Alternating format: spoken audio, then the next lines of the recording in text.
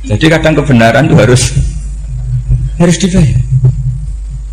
Ini penting saya utarakan karena ada orang perempuan cantik dirayu, digaji supaya main di klub, dibayar jadi orang maksiat. Lalu mungkin ada ustadz gaji dia, bayar dia supaya mondok. Gak tahu terusannya apa, terus diwayah apa enggak tahu saya. Pertanyaannya, ketika kamu bayar kemudian jadi santri, itu kamu dosa nyuap apa dosa sodako membiayai proses kebenaran? Sodako. Tapi kalau yang bayar untuk jadi pegawai klub maka membiayai kemaksiatan. Maka pembiayaan ini penting secara fikih, arahnya kemana? Ke hak apa ke batil? Sehingga di Fathul Mu'in diterangkan, misalnya ada orang layak jadi pemimpin dan kemudian rivalnya itu orang yang menyesatkan atau calon perusak bangsa, ya, maka calon pemimpin yang soleh itu wajib berkompetisi meskipun bibadlil mal. Assalamualaikum warahmatullahi wabarakatuh. Seluruh sahabatku, sahabat Ngaus Gus Baha dimanapun Anda berada, alhamdulillah pada kesempatan ini kita bisa berjumpa lagi di channel Ngaus Gus Baha. Mari kita simak dengan seksama, semoga menjadikan ilmu yang bermanfaat. Ini penting saya utarakan karena apa? Allah itu menilai itu tidak sama dengan pikiran kita. Makanya kubu sebelah ini terlalu ekstrem, memaksa Allah berpikiran kayak dia. Satu, karena kurang ngaji. Nomor dua, ya tadi emosinya lebih tinggi ketimbang intelektualnya. Ini penting saya utarakan. Ternyata orang yang nyuap tadi apa? Nilainya plus, yaitu dia iman sama dawai Rasulullah Shallallahu Alaihi Wasallam. Kalau yang namanya saksi itu penting, cuma dia mendapat cara itu lewat suap. Tapi kan iman. Iman kalau dawai Nabi itu benar, kalau ada saksinya pasti min ahlil jannah. Terus dia nyari saksi harus dibayar, ya dibayar. Sekarang sama iya 1 juta. Sekarang saya tanya di KPPS atau di mana-mana saksi pemilu itu dibayar enggak? Dibayar, sah apa enggak? Sah. Jadi kadang kebenaran itu harus dibayar. Ini penting saya utarakan karena ada orang perempuan cantik dirayu, digaji supaya main di klub, dibayar jadi orang maksiat. Lalu mungkin ada ustadz gaji dia, bayar dia supaya mondok. Gak tahu terusannya apa, terus diwayah apa enggak tahu saya. Pertanyaannya, ketika kamu bayar kemudian jadi santri, itu kamu dosa nyuap apa dosa sodako membiayai proses kebenaran? Sodako. Tapi kalau yang bayar untuk jadi pegawai klub maka membiayai kemaksiatan. Maka pembiayaan ini penting secara fikih, arahnya kemana? Ke hak apa ke batil? Sehingga di Fathul Mu'in diterangkan, misalnya ada orang layak jadi pemimpin dan kemudian rivalnya itu orang yang menyesatkan atau calon perusak bangsa, ya, maka calon pemimpin yang soleh itu wajib berkompetisi meskipun bibadlil mal. Karena kalau yang memimpin orang fasik, kampung ini rusak. Kalau yang memimpin orang soleh, kalau nggak bayar juga nggak jadi, maka wajib bayar. Lah yang soleh bayar ini berstatus sedekah, tapi yang batil ini berstatus suap. Kenapa demikian? Karena yang namanya riswah atau ada yang baca ruswah adalah pembayaran untuk mengehakkan barang batil dan membatilkan barang hak. Sementara pembiayaan orang soleh adalah untuk memperkuat hak. Nah orang tuh nggak tahu, yang ngajinya tidak hatam-hatam tuh taunya pokoknya ar-rosi wal murtasi benar. Tapi nggak pernah mikir lalu definisi riswah atau ruswah itu apa. Ini bukan provokasi supaya semua calon bupati gubernur nyuap, enggak, hanya nyuruh mereka sodako saja. Jadi kalau nggak jadi, tapi sodako betul ya, kalau nggak jadi ya tetap ikhlas, mau dari awal memang sodako. Lah soal gremeng ya bawaan manusia gitu ya. Ya nggak apa-apa, namanya tetap gremeng. Ini penting saya utarakan, makanya menurut saya itu bangga dengan Pak Hamid karena sepupu mbah saya itu karena alimnya. Meskipun banyak orang mensifati beliau wali dan memang wali betul, tapi saya tetap menstatuskan beliau orang alim yang dari kelaziman alim itu beliau wali. Jangan dibalik, wali dulu baru alim. Karena dalam beliau orang Lasem dan kaidah di Lasem itu fakullu alimin waliyullah walaysa kullu waliyillah aliman. Jadi kalau kaidah di daerah Jawa Tengah itu semua orang alim pasti wali, tapi kalau wali tidak mesti alim. Sehingga kalau menstatuskan alim itu keren, kalau di Jawa Tengah status alim itu keren. Dan soal keramat yang kaitannya dengan Mbah Mun itu masyhur itu dulu ketika Mbah Hamid santai-santai sama Pak D. Taifur sama keluarga. Beliau mau istirahat, kemudian yang datang Kiai Maimun, Mbah Mun zaman itu masih dipanggil Gus. Sopo pur, ada Pak Taifur di situ. Kata Pak D. Taifur, saya kalau manggil Pak D itu Gus Mun. Dan itu Mbah Hamid ngendikan rojulun alimun waliwa. Itu orang lelaki yang alim yang waliwa. Jadi beliau muji Mbah Mun juga alimun dulu, rojulun alimun wali. Ini penting saya utarakan karena kesanatan keilmuan beliau jelas dari beberapa keluarga di Lasem. Karena di daerah Fakhriyah itu yang tempat lahirnya Pak Hamid juga lahirnya mbah saya. Itu mbah-mbahnya sudah orang alim, termasuk Kiai Sidik Jember itu juga lahirnya di kawasan pondoknya Pak Hamid Fakhriyah. Kemudian Kiai Sidik punya anak yang namanya Ahmad Sidik yang jadi apa? Rois Am yang sekarang ada Gus Wirjon macam-macam itu semuanya juga keluarga Lasem. Nah, saya cerita keluarga ini penting bukan karena tafakhur atau tabai, bukan, karena Allah itu membuat satu tradisi besar memang lewat dzurriyyah. Sehingga Allah ngendikan misalnya ulaikal ladzina an'ama Allahu 'alaihim minan nabiyyin min dzurriyyati Adam wa mimman hamalna ma'anu wa min dzurriyyati Ibrahim wa Israila wa mimman hadaina wastabaina. Karena tanpa dzurriyyah itu enggak ada tradisi, enggak ada kultur. Misalnya saya menjadi hafal Quran dulu, bapak saya itu tiap zaman Pak Hamid masih sugeng, yang semaan di sini itu pasti bapak saya, namanya Kiai Haji Nur Salim. Kadang diajak baca Quran di kamarnya Kiai Hamid. Karena kalau bapak saya itu mantu ponaan sama Pak Hamid. Itu dulu bapak saya memotivasi saya supaya hafal Quran itu gini, hak kowe kudu hafal Quran. Nak kowe hafal Quran, iku kepaten obor. Kok anak merapal luwe duwe alasan. Jadi kalau ada Gus tidak alim itu mesti salah bapaknya. Karena kalau bapaknya bisa baca Wahab, anaknya mau baca Primbon itu malu. Tapi kalau bapaknya sudah bacanya WA, anaknya jadi Primbon. Era cucu sudah dukun. Era cucu sudah kayak Dimas Kanjeng, nanti itu pasti. Karena nggak ada rasa malunya. Tapi kalau bapaknya alim baca Wahab misalnya, juga Qanaah, anaknya juga itu figurnya. Terus cucunya juga gitu figurnya, makanya disebut dzurriyyatam ba'duha min ba'd. Ini penting. Dulu Mbah Mun itu sering ijazahi saya itu persis ijazahnya bapak, ijazahnya Mbah Hamid. Kalau punya amplop itu ya dibeda-bedakan, ini amplop dari tamu, ini dari pejabat, ini dari orang fakir. Sehingga penggunaannya juga sesuai itu, tidak serampangan. Karena dianggap amanat. Kalau kita salah tasarruf maka menjadi hisab. Kalau sekarang nggak salah dikumpulkan. Orang desa salam template wadol pitik kuru wedhus kuru ambek guse tuku HP seri terbaru itu kan kasihan ya. Padahal sing salam template itu ibunya kerja di Malaysia, mungkin gelantungan ngecat tembok di Malaysia. Hasil salam template digugus tuku HP terbaru itu kan nggak imbang. Nah tuku tasbih kan sumbut. Ini bukan nyindir tapi ngamuk jadi. Jadi ini penting karena semuanya itu ada hisabnya, walatus alunna yauma idzin anin. Karena tradisi ini harus kita teruskan ala qadri istito. Karena itu nanti yang mengawal ilmu. Kemudian termasuk tradisi mengakui santri goblok, ini penting. Itu nggak ada santri sebarokah santri goblok. Makanya dulu Mbah Mun, Mbah Hamid, Kiai alim itu kalau sama santri goblok ya tidak benci. Nggak kayak sekarang semua orang bikin sekolah unggulan. Sekolah unggulan itu kritik saya hanya memproduksi orang-orang yang nantinya mendapat. Kalau kamu punya santri hafal Quran, nanti hadiahnya umroh, langlanya umroh, santri pinter hadiahnya beasiswa. Tapi hubungannya sama negara itu mendapat. Sementara santri yang goblok hidup di pedalaman Kalimantan, karena di sana belum ada masjid, bikin masjid. Sebagian hartanya dipakai masjid, sebagian hartanya dipakai bangun masjid. Ini yang goblok pendiri masjid, yang pinter pengajian di masjid, dibisaroi uang kas masjid. Artinya gini, ya kalau halalnya halal, tapi kita mbok yoroh hikmahnya orang-orang goblok. Supaya kita tetap ngaji, Rabbana ma khalaqta hadza batila. Semua ini ada gunanya. Subhanaka ma khalaqta. Jadi semuanya ada gunanya. Maka bagi santri-santri yang goblok, tolong nanti saya di-Fatihai karena saya ini pembela Anda. Lo yang ngomong biar saya, karena saya terkenal santri pinter. Kalau yang ngomong sampean goblok kan nggak ada yang percaya. Oh, padune padha gobloke kan gitu. Yang ngomong harus saya.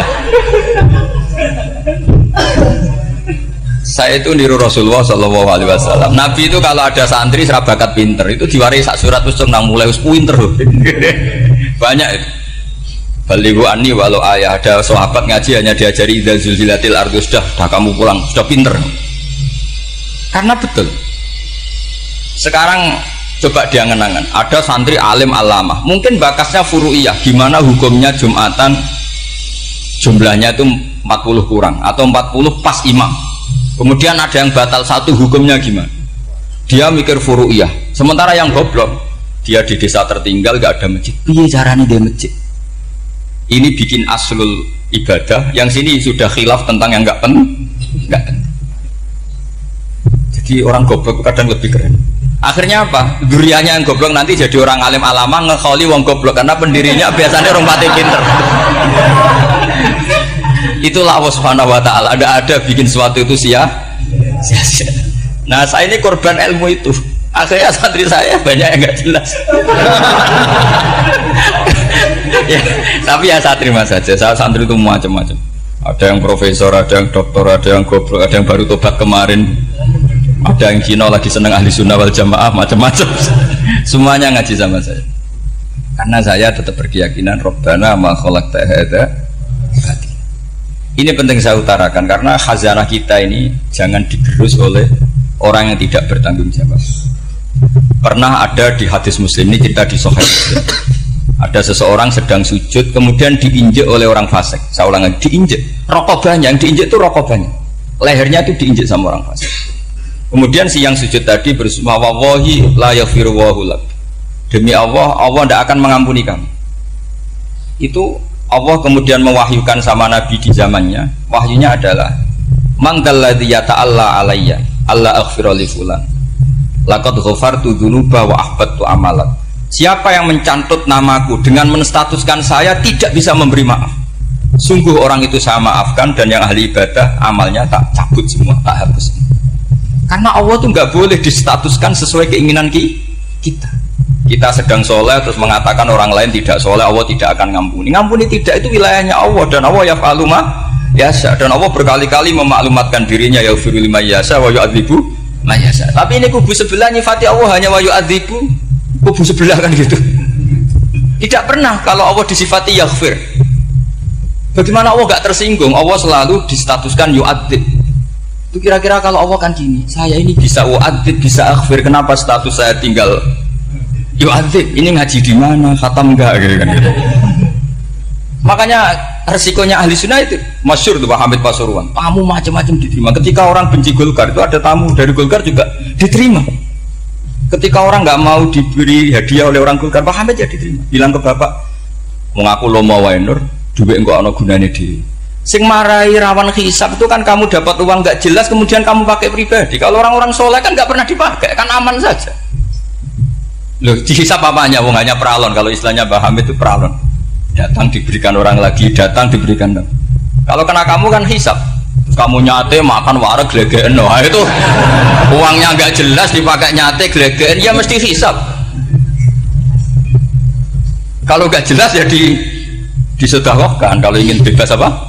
Bisa. Tapi kalau sering sedekah biasanya nggak bebas dari miskin. Tapi kalau kamu wali kan tetap ya Pak Hamid itu masyhur bisa kok. Tapi kan nggak jadi miskin.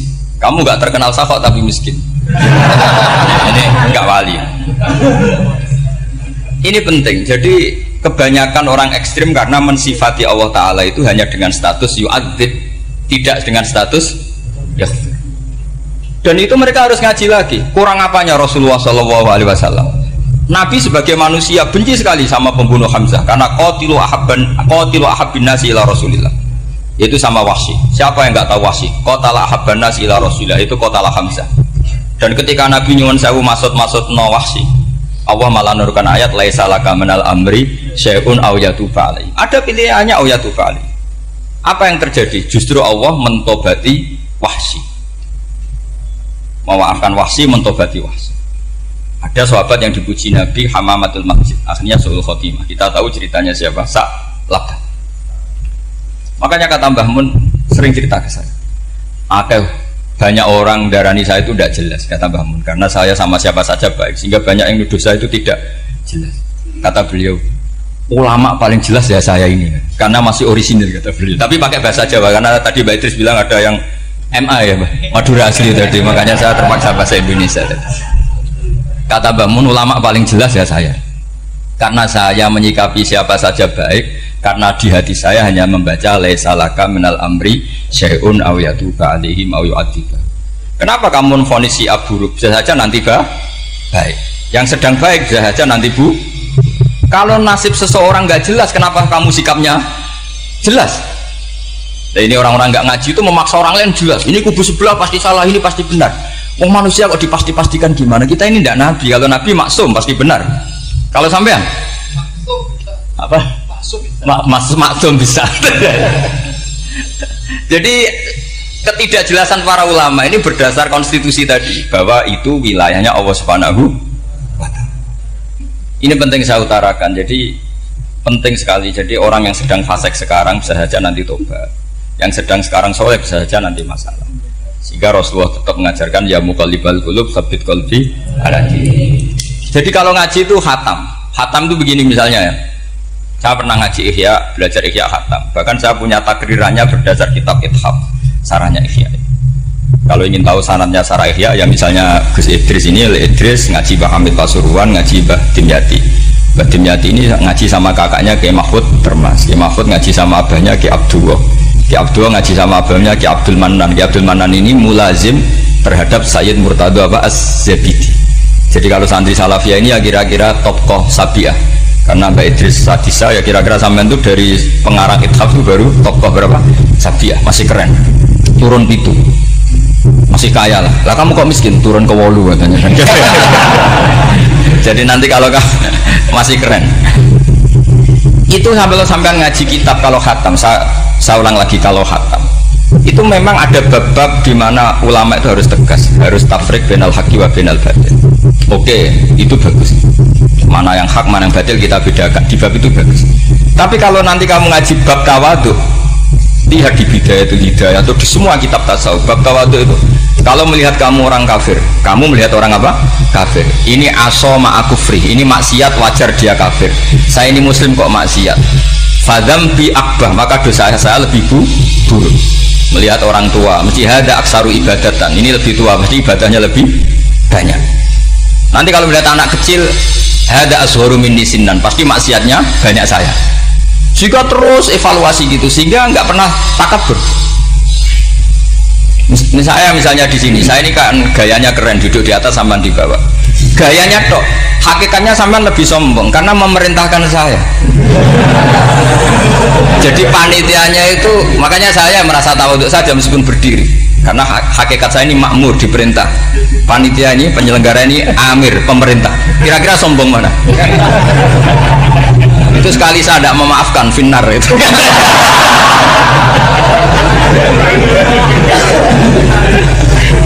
Tapi insya Allah tak maafkan lah.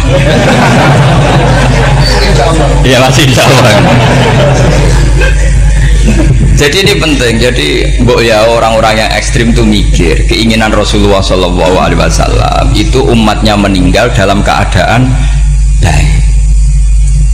Makanya benar tadi notulen tadi, kalau doa, kalau ingin mandi itu memang harus ada jadabnya. Tapi yang asli loh ya, jangan gaya-gayanan.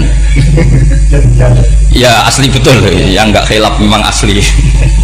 Itu ada seorang wali doa di depan Nabi itu begini, ya Allah saya harus jadi orang soleh. Allah diharus-haruskan itu kan nggak sopan ya. Ya Allah saya ini harus jadi orang soleh. Kenapa?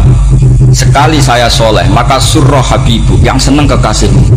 Sekali saya fasik maka yang senang musuhmu, yaitu iblis. Tinggal jenengan milih mana, nyenangkan kekasihmu apa nyenangkan musuhmu. Akhirnya ada balaku, ya sudah soleh aja, soleh ini kok doa kok neror orang ini. Kira-kira gitu. Jadi ya Allah saya harus jadi orang soleh. Kalau saya jadi orang soleh surroh habibu, yang senang kekasihmu. Kalau saya jadi orang fasik yang senang musuhmu. Sedangkan tinggal milih saja, menyenangkan kekasihmu apa menyenangkan musuhmu. Kira-kira Allah senang mana? Senang menyenangkan. Wah, itu doa paling mustajab. Tapi syaratnya harus anti bikolbin dan dari ijazah nggak mandi, itu ijazah nggak mandi. Maka ini tidak saya ijazahkan. Nanti kalau kamu ngalami isak sendiri, ngalami wujdi sendiri, terus ngalami itu insya Allah makbul.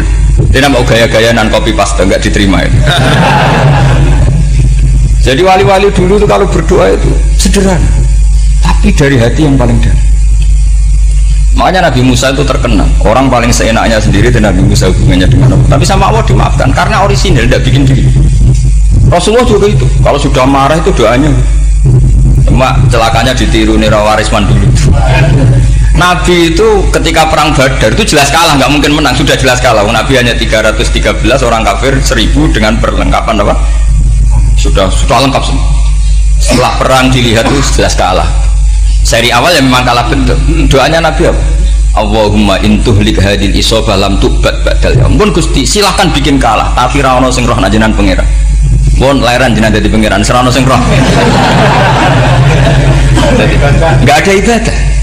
Intuhlik hadil isobah lam tu'bad ba'dal yaum. Kalau engkau menghancurkan kelompok saya ini, jenengan sebagai Tuhan tidak ada yang nyembah lagi. Karena yang nyembah tinggal kelompok kita. Tapi yang ngendikan Nabi, kalau kamu niru tidak bisa. Gak bisa kamu doa, ya Allah saya ini santri Salafiyah, kalau saya bodoh menjadi presiden buruk terhadap alumni Salafiyah. Gak apa-apa sekali-kali doa gitu. Tapi kata Allah lainnya masih banyak.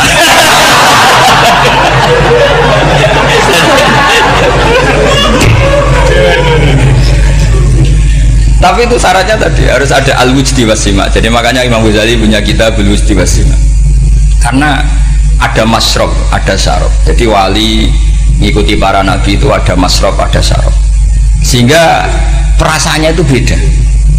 Saya punya sekian contoh. Makanya tadi saya bilang di sini yang cerita nanti tak baca Arabnya ya, tabarruk dengan jamil apa kalim. Jadi Nabi menyontohkan gini ya, hubungannya Nabi dengan umatnya itu kata Rasulullah ibarat orang punya unta atau sapi yang susah itu, yang sarodat itu berat. Kalau bahasa sini nama itu yang larat ya Pak? Melayu. Terus orang-orang lain ingin membantu, kubu sebelah ingin bantu, tapi ketika mereka ingin bantu malah unta ini tambah lari karena asing. Semua selain pemiliknya ini kan bagi unta itu asing, jadi mau dibantu ditangkap tambah lari karena ini orang asing semua. Ngajinya agak jelas, asalnya agak jelas, tapi mau ikut merumat Islam ini asing semua. Akhirnya kata Nabi yang punya unta tadi datang, kemudian ngambil rumput, terus unta itu dipanggil, kemudian unta itu ngikuti. Kata Nabi, ibarat saya seperti itu. Kalau saya yang memimpin Islam, saya yang merawat umat saya, maka umat akan mudallalah, akan nurut. Tapi kalau yang rumat kalian, malah Islam menjadi kacau. Kenapa menjadi kacau? Karena tadi nyifati Allah saja salah. Orang Islam baik dihukumi kafir hanya karena tahlilan, hanya karena manakiban dihukumi kafir. Sekarang inginnya Nabi orang menjadi muslim apa kafir? Inginnya Nabi orang menjadi muslim apa kafir? Muslim. Lalu gara-gara melakukan perilaku tertentu dihukumi kafir. Ya Zara Wali Songo musyrik, nyekel patok musyrik. Katanya minta sama mayit. Padahal saya andekan jadi mayit itu dijaroi sampean nggak seneng. Nggak senengnya karena ya kadang murid itu jaroi gurunya ya kurang ajar. Masa gurunya dibilang gini, ya Allah, ingkana musinan fazid fi ihsani, wa ingkana musian fatajawas andu. Kata gurunya, sholat tenan darani ingkana. Makanya saya tidak suka zaman ziarah ke saya. Kecuali doanya ditasihkan dulu ke saya. Makanya nggak boleh ziarah itu pada Nabi, bisa murtad kan? Coba itu baca di depan Nabi, murtad nggak? Ya Allah kali ini baik maka gini, kalau buruk masa Nabi baiknya ingkana. Lah orang-orang yang menyerang kita kan itu nggak ada zaman sahabat doa seperti itu ya, mesti nggak ada, mana mungkin sahabat baca itu di depan Nabi. Masa Nabi didoain ya Allah kalau dia baik maka fazid, maka kalau dia buruk ya nggak mungkin. Lah mereka nyerang kita itu nggak ada dalam sejarah sahabat. Ya sahabat kan nahlili Nabi itu gak Nabi mau didoain maghfirlah. Kan ngenyek Kanjeng Nabi itu kan maghfirlah. Ya mesti saja sahabat gak akan tahlilan. Yang kabudut itu Rasulullah, bahkan diistilahkan kabudut saja salah. Intaqala ila rafiqil ala. Nah kalau sampai harus ditahlili, kalau enggak yang rokok betul. Amalnya pas-pasan, dosanya berkelanjutan. Kondak gimana? Punya tanah warisan yang hasil ngerebut milik orang lain. Kamu sudah mati, dipakai anak cucumu. Ini berkelanjutan enggak dosanya? Berkelanjutan, berseri-seri. Mereka kalau nyerang kita kan sahabat tidak melakukan itu untuk Nabi, ya nggak mungkin lah sahabat mendoakan itu pada Nabi, kan nggak mungkin. Coba kalau kamu jadi mayit, terus kamu gurunya, terus ada murid kamu bilang Allahumma in kana musinat fazid fi isani wa in kana musian fatajawaz anhu. Mesti kalau kamu bisa bangun. Ya Allah, cong meyakini saya soleh itu masih ingkana. Kalau guru saya soleh, maka kalau guru saya buruk, maka itu kan taklek namanya, Pak. Itu kan kurang ajar. Saya tidak pernah doa gitu di depan Muhammad Basura, tidak pernah. Saya kalau doakan bangun ya tidak pernah gitu. Allahumma ali darajati fil jannah gitu. Saya nggak pernah ingkana nggak pernah. Karena andekan itu saya juga sama engkau.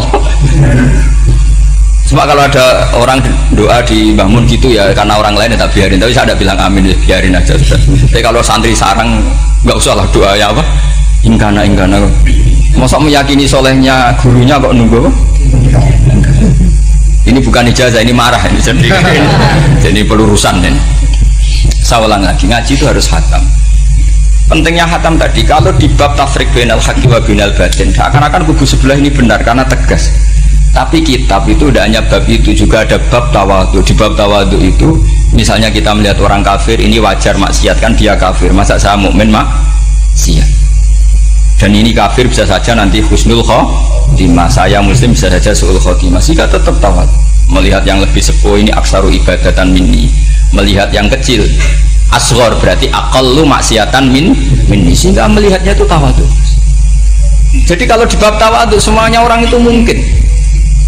Nah di sini Rasulullah SAW mengajarkan, ketika malaikat Jabal bilang Muhammad, orang yang mendustakan kamu saya tungkepi gunung biar mati semua. Kata Rasulullah, saya berharap keluar dari tubuh mereka min aslabihim, dari keturunan mereka orang-orang sing mukmin. Sudah karuan kafir saja Nabi tidak berhenti berharap, jangan-jangan nanti keturunannya mukmin. Dan itu betul. Kita tahu Abu Lahab punya anak Darrah itu mukminah, Abu Jahal punya anak Ikrimah juga mukmin. Dulu Walid bin Mughirah musuh besarnya Rasulullah punya anak Khalid bin Walid.